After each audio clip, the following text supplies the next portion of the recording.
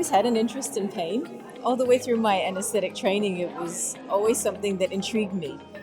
Um, but I always thought it was too difficult as well, something that I perhaps didn't have the skill for.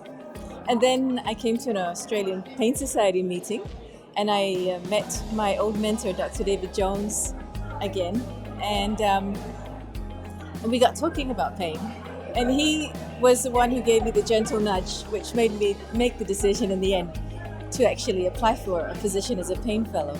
But I guess I'd done research in labor pain, I'd done research in shoulder pain, and so all the way through my anesthetic training, it was, I guess, something I'd always wanted to know why people suffer and what I could do to help.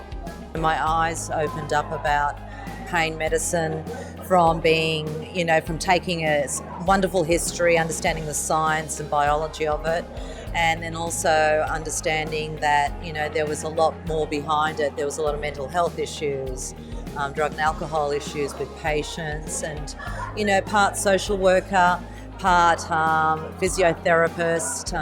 It was a little bit of everything. It was sort of a specialty which took you away from theatre. And as a surgeon, every once in a while it's good to have a break.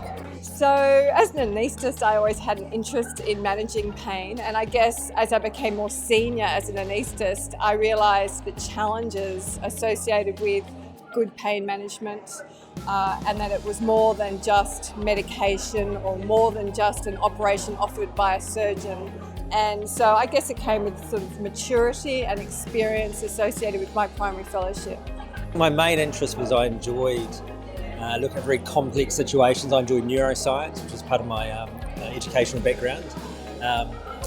And so I think it was something I found challenging in my previous specialist job, and that I recognised I didn't know much about. And so it was really a motivation to learn more about something which I think was both important to patients but also interesting to me academically. So I actually did some physician training before I did anaesthesia training, and I did a holistic rehabilitation model and got involved with a lot of allied health staff as part of stroke rehabilitation unit, and that certainly influenced me in then wanting to talk to people and look at people holistically. And with anaesthesia I loved procedures, and so those two married well.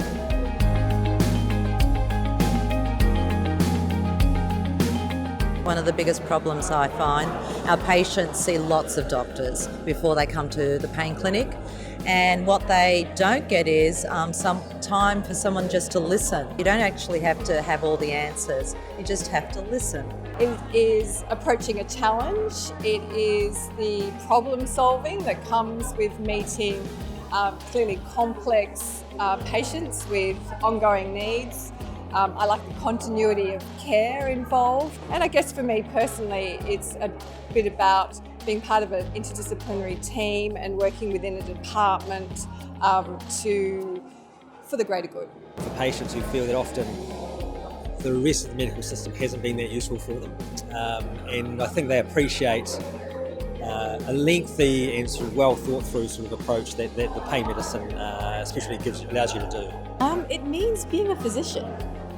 It actually takes me back to the reason why I wanted to be a doctor in the first place. And that is that I can really reach out to someone and make a difference to their journey just by listening, by being me, and by allowing them to be themselves. And even that interaction, that moment is enough. Beyond drugs, beyond whatever else is there. But just by holding someone and treating them like a human.